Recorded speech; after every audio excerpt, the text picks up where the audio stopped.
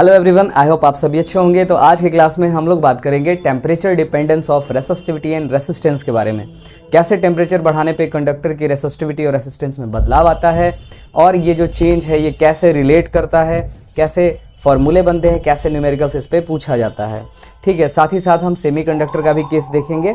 तो आइए आज के सेशन को शुरू करते हैं, पर उससे पहले अगर आपने हमारे चैनल को सब्सक्राइब नहीं किया है तो सब्सक्राइब कर लें और बेल आइकन भी ज़रूर प्रेस कर लें। ठीक है, तो देखिए दो अलग अलग यहाँ पे मैं कंडीशन बताने जा रहा हूँ। एक कंडीशन है कॉपर के केस में। तो कॉपर के केस में जब टेम्परेचर को चेंज करा गया और रेसिस्टिविटी को स्टडी करी गई तो कुछ ग्राफ इसका ऐसे निकल के आया। ठीक है, ये किसके लिए था? फॉर Cu, कॉपर के लिए था। और ऐसे ही नाइक्रोम के लिए जब देखा गया तो कुछ रेंज तक तो रेसिस्टिविटी में बदलाव नहीं हुआ। टेम्परेचर को हम ले लेते हैं केल्विन, और उसके बाद देखा गया कि कुछ टर्म में ये ग्राफ सीधा सीधा आया। तो ये जो था ये किसके लिए था? नाइक्रोम के लिए। ठीक है, और ये किसके लिए था? कॉपर के लिए। तो इन दोनों ग्राफ्स को अगर देखा जाए तो इन ग्राफ में ये देखने को मिल रहा है कि जैसे जैसे टेम्परेचर हमारा चेंज कर रहा है वैसे वैसे रेसिस्टिविटी चेंज कर रही है। लेकिन ये जो वेरिएशन है ये हर मेटल के लिए अलग अलग होता है। मतलब ये हो गया कि जैसे एलॉय होगा तो उसके लिए अलग है, प्योर मेटल है तो उसके लिए अलग है।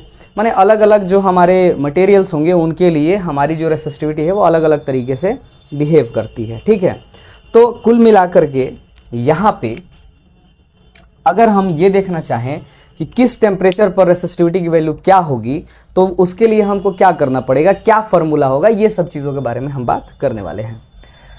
तो देखा ये गया है कि जो फ्रैक्शनल चेंज है, फ्रैक्शनल चेंज है ना, ये डायरेक्टली प्रोपोर्शनल था चेंज इन टेम्परेचर के। अब यहाँ पर आपको कुछ समझना पड़ेगा। What is delta rho by rho? So delta rho by rho को हम लोग कहते हैं fractional change in resistivity. This is what? Fractional change in resistivity. Fractional change in resistivity. What is the meaning of delta rho?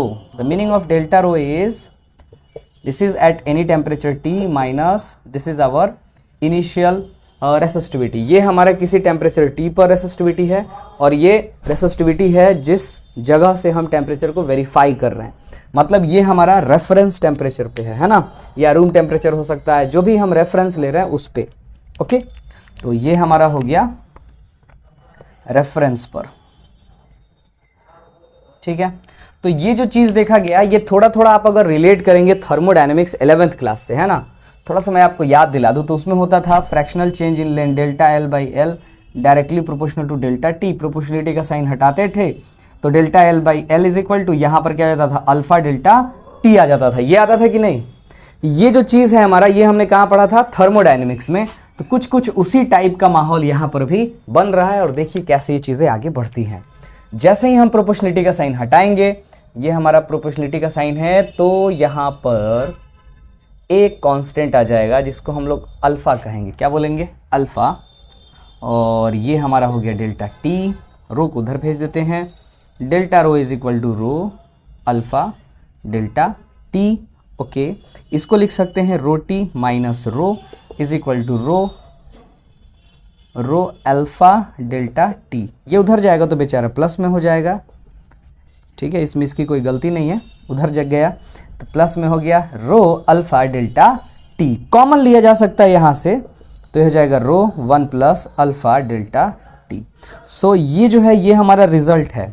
इसके help से हम numerical लगा सकते हैं, क्वेश्चन कर सकते हैं, किस टेम्परेचर पर कितनी रेसिस्टिविटी हुई ये पता कर सकते हैं। अब यहाँ पे कुछ इंपॉर्टेंट टर्मिनोलॉजी हैं जिसको हम लोग समझते हैं। जैसे अल्फ़ा क्या है? तो अल्फ़ा को कहते हैं टेम्परेचर कोएफिशिएंट ऑफ रेसिस्टिविटी इसकी जो यूनिट होती है ये होती है पर डिग्री सेल्सियस या फिर पर केल्विन। ओके, आप निकाल सकते हैं यहाँ से। ये देखो फ्रैक्शनल चेंज है, यूनिट लेस हो जाएगा, डेल्टा टी नीचे जाएगा तो यूनिट हमारी यही मिलेगी। ठीक है, तो ये हमारा हुआ। अब यहाँ से कुछ चीज़ें हमको और समझनी है तो मैं उनको भी लिखने जा रहा हूँ। ठीक है, तो फटाफट आप इतना नोट कर लीजिए ताकि मैं आगे की बातें आपको बता सकूँ। आई होप आपने इतना नोट कर लिया है। मैं ये ग्राफ रफ कर रहा हूं। तो यहां पर रोटी क्या है, तो रोटी है रेसिस्टिविटी एट टेम्परेचर, मान लेते हैं टेम्परेचर हमारा कितना है, टेम्परेचर मान लेते हैं T फाइनल, एंड रो क्या है, resistivity at temperature T initial. Okay, and alpha के बारे में तो हम जान ही गए हैं। T डेल्टा T क्या है, delta T is equal to T final minus T initial. तो ये हमारे कुछ बेसिक से टर्मिनोलॉजी हुए जिनसे हम आराम से रेसिस्टिविटी कैसे टेम्परेचर से वैरी करता है ये पता कर सकते हैं।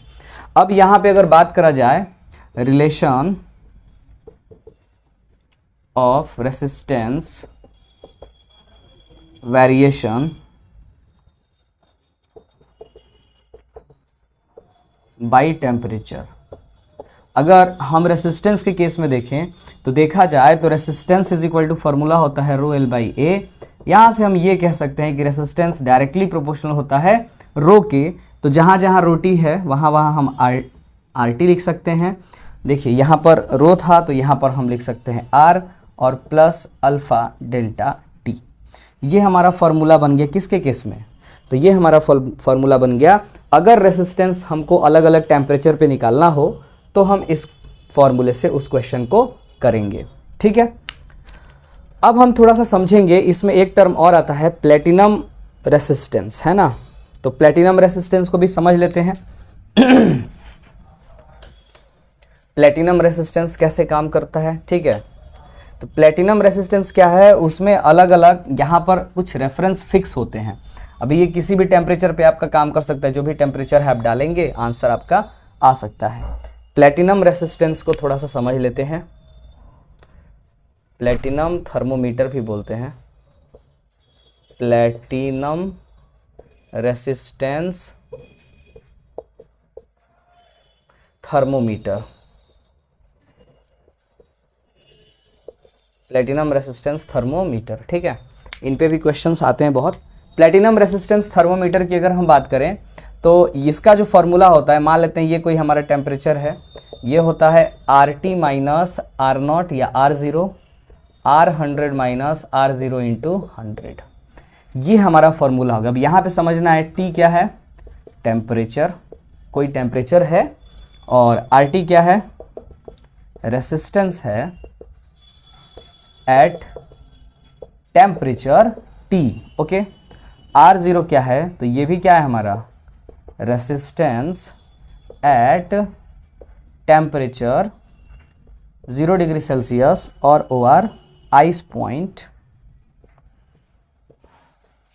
Of water. ओके, अगर हम R100 के बारे में बात करें तो R100 हमारा क्या है,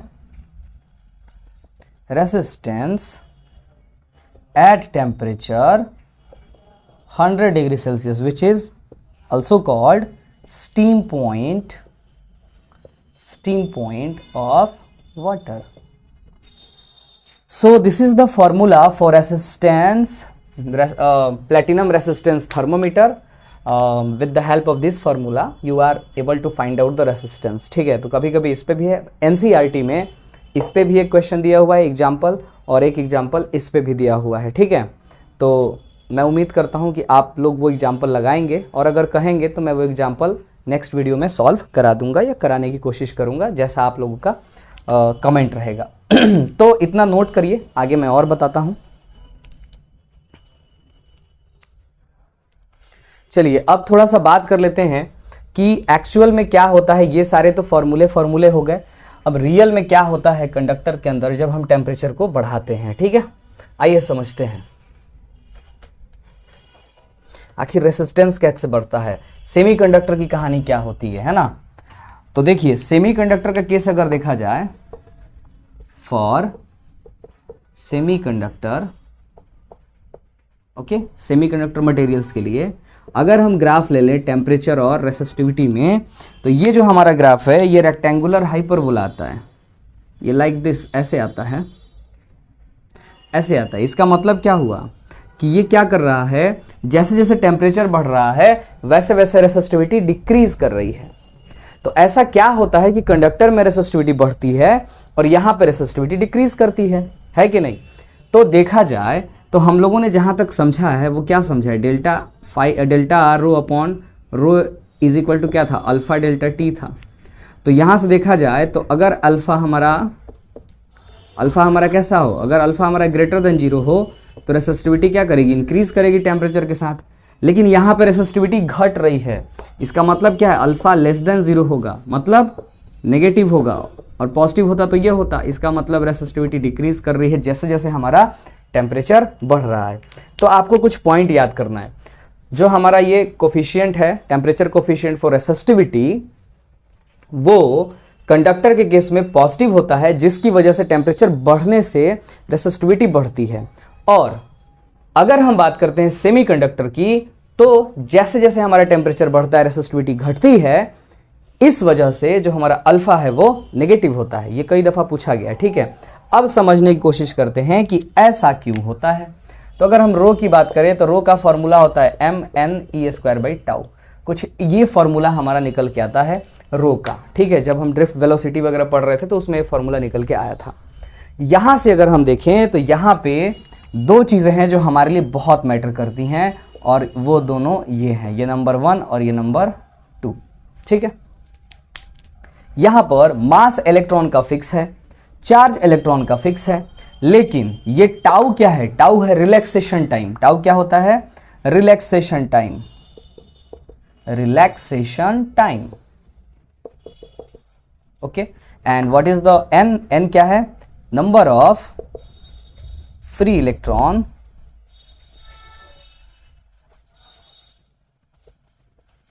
पर यूनिट वॉल्यूम। अब यहां पे आपको समझना है, अगर नंबर ऑफ फ्री इलेक्ट्रॉन्स बहुत ज्यादा होंगे तो कंडक्टिविटी बहुत अच्छी होगी, रेसिस्टिविटी कम होगी। रिलैक्सेशन टाइम, अगर रिलैक्सेशन टाइम बहुत ज्यादा होगा तो कंडक्टिविटी क्या होगी, ज्यादा होगी, रेसिस्टिविटी कम होगा। थोड़ा सा समझना है।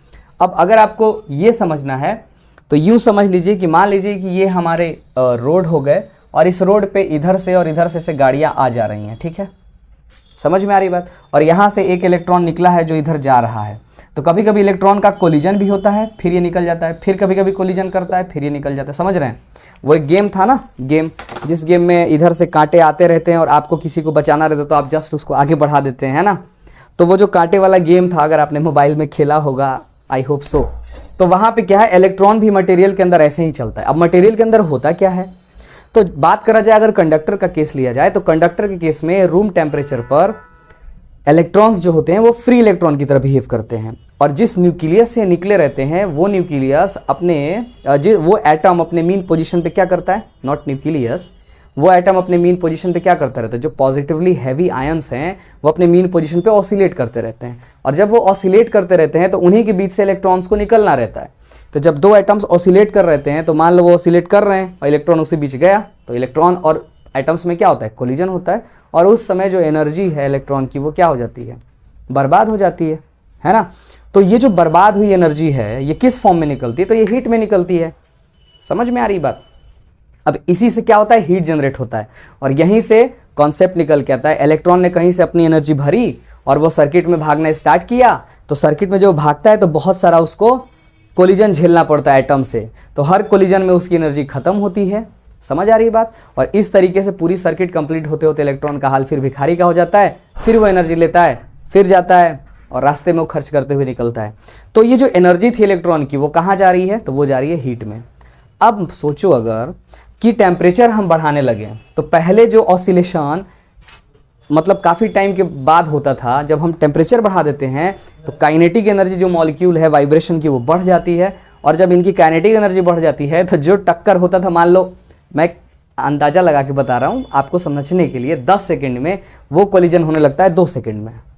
मतलब कि ठीक ऐसे जैसे मान लो WWE का रिंग है और जिसमें बॉक्सिंग होती है, घंटी बज रही है ना, तो पहले जो घंटी बजाने वाला रेफरी था वो 10 मिनट के बाद घंटी बजाता था, थोड़ा सा वो लोग आराम करते हैं कॉर्नर पर बैठ के, इधर मालिश वालिश उनकी होती है ना, जो भी उनके टीम वाले होते हैं। मान लीजिए अगर कोई रेड पहना है कोई ग्रीन पहना है, तो रेड और ग्रीन दोनों तरफ मालिश होती है पहलवानों की, तो उतने देर के लिए वो थोड़ा सा रिलैक्स करते हैं। तो वैसे इलेक्ट्रॉन्स भी क्या करते हैं कि बिना कोलिजन के जितने दूर चलते हैं वो उनका रिलैक्सेशन टाइम है, वो उतने दूर रिलैक्स करते हैं। पर जैसे ही कोलिजन होता है तो अब पहले इलेक्ट्रॉन क्या था कि 10 सेकेंड तक बहुत आराम से जा रहा था और हर 10 सेकेंड के बाद कोलिजन हो रहा था। अब क्या हुआ, टेम्परेचर बढ़ाने से जैसे ही आपने टेम्परेचर बढ़ाया तो कोलिजन का जो रेट है वो बढ़ गया, मतलब कोलिजन अब जल्दी जल्दी होने लगा, है ना। पहले कोलिजन होने का टाइम क्या था 10 सेकेंड, अब कोलिजन हो रहा है 2 सेकेंड के बाद। तो अब बताइए रिलैक्स करने का टाइम बढ़ा है कि घटा है, तो रिलैक्स करने का टाइम घट गया। जब रिलैक्स करने का टाइम घटेगा तो रेसिस्टिविटी क्या हो जाएगी, बढ़ेगी। तो थोड़ा समझते हैं, जैसे हमने टेम्परेचर बढ़ाया टाउ घट गया, इसीलिए रेसिस्टिविटी बढ़ गई। किसके लिए, तो ये बात हुई कंडक्टर के लिए, पहला पॉइंट। दूसरा पॉइंट, अगर हम सेमीकंडक्टर की बात करें तो कंडक्टर में कंडक्टिविटी सिर्फ इलेक्ट्रॉन्स करवाते हैं, लेकिन सेमीकंडक्टर के केस में दो टर्मिनोलॉजी आ जाती है, इलेक्ट्रॉन्स एंड होल्स। यहाँ पे दो लोग आ जाते हैं। तो जब इलेक्ट्रॉन्स और होल दोनों पार्टिसिपेट करने लगते हैं तो जैसे ही टेम्परेचर आप बढ़ाओगे तो जितना चेंज इस टाउ में आता है उससे ज़्यादा इम्पैक्ट ये एन दे देता है और ये इसके चेंज पर ओवरकम कर जाता है। मतलब रिलैक्सेशन टाइम तो दूसरा केस ले लेते हैं, जैसे टेम्परेचर बढ़ाए रिलैक्सेशन टाइम घटा, लेकिन एन जो है वो डबल इम्पैक्ट डाल देता है। ये यहाँ पर प्लेयर बन जाता है, मैन ऑफ द मैच बन जाता है। ये ज़्यादा इम्पैक्ट डालता है, इसके भी इफेक्ट को सप्रेस कर देता है और नंबर ऑफ फ्री इलेक्ट्रॉन्स जो होते हैं और चार्ज कैरियर्स बढ़ जाते हैं, जिसकी वजह से कंडक्टिविटी बढ़ जाती है। तो बेचारी रेसिस्टिविटी क्या करेगी, घट जाएगी। समझ में आ रही बात। इसीलिए सेमीकंडक्टर केस में हमको ग्राफ ऐसा देखने को मिलता है। तो आई होप आपको यहाँ तक समझ में आया है। फटाफट जो पॉइंट्स आपको समझ में आए नोट कर लीजिए।